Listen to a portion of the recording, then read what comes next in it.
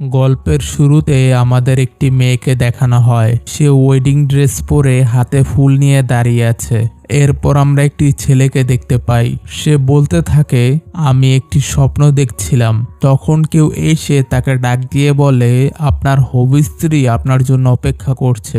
এরপর সেই ছেলেটি বলে, আমি স্বপ্ন দেখছিলাম সেই দিনের যেদিন আমাদের প্রথম দেখা হয়েছিল। আর ছেলেটি বলে, আজ থেকে 5 বছর আগে। আর আমাদের 5 বছর আগের ঘটনা দেখানো হয়। ছেলেটি তার হাই স্কুলের ক্যান্টিনে দাঁড়িয়েছিল। সে তার খাবার অর্ডার করে। আর সে তার খাবারগুলো নেয়ার পর সেগুলোর প্রাইস হিসেব করে বলে, এই কম্বোটা বেশ সস্তা আর এর সাথে তো পানিও ফ্রি পাওয়া যায়। সে খাবার নিয়ে যাচ্ছিল, তখন সেখানে থাকা বেশ কিছু ছাত্ররা তার সম্পর্কে নানান রকমের কথা বলতে থাকে।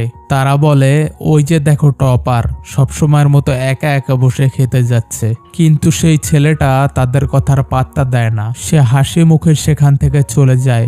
এরপর যখনই সে তার প্লেটটি তার টেবিলে রাখতে যায়, সেখানে অন্য আরেকজন তার প্লেটটি সেখানে রেখে দেয়। তখনই সে দেখতে পায় সেটি একটি মেয়ে। পরে দেখা যায় যে তারা দুজন একই টেবিলে বসে আছে। আর আশেপাশের স্টুডেন্টসরা বলাবলি করছে যে, এই মেয়েটা কে রে ভাই, ফুতারোর সাথে তো কোনো স্টুডেন্টসই বসে না। এরপর ফুতারো বলে, আসলে সব হলো কিভাবে। তারপর আমাদের কিছুক্ষণ আগের ঘটনা দেখানো হয়। তারা দুজন একে অপরের সাথে তর্কাতর্কি করছিল। ফুতারো বলে, এই জায়গাটি আমার, আমি সবসময় এখানেই বসি। আর ওই মেয়েটি বলে, এই টেবিলে আমি প্রথমে এসেছি। তারপর সিন আবার বর্তমানে চলে আসে। তারা দুজন বসেছিল আর আশেপাশের লোকজন আসতে যেতে তাদের উপর মন্তব্য করছিল। তাদের মন্তব্যে ফুতারো কিছুটা ইম্বারেসড ফিল করে। আর তার সামনের মেয়েটি তো শরমে একদম লাল হয়ে গেছে। ফুতারো মনে মনে বলে, তোমার এখান থেকে প্রথমেই সরে যাওয়া উচিত ছিল। তখনই ফুতারো মেয়েটির খাবারগুলো দেখে একদম চমকে যায়, কারণ সেগুলো খুব দামি ছিল।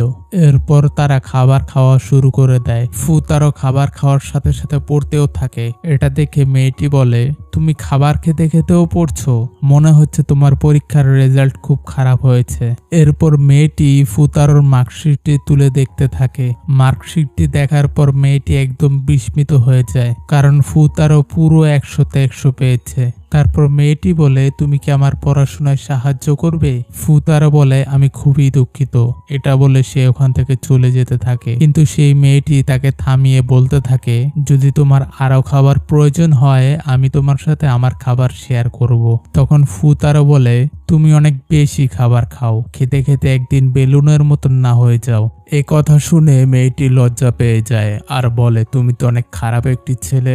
এরপর ফুতারোর ফোনে তার ছোট বোনের একটি মেসেজ আসে। ফুতারো টয়লেটে বসে তার বোনের সাথে কথা বলতে থাকে। ফুতারোর বোন বলে, বাবা তোমার জন্য একটি কাজ পেয়েছে। কাজটি হলো তোমাকে একটি মেয়েকে পড়াতে হবে, যে কিনা তোমার ক্লাসে পড়ে, আর তার নাম হচ্ছে নাকানো ইচকি।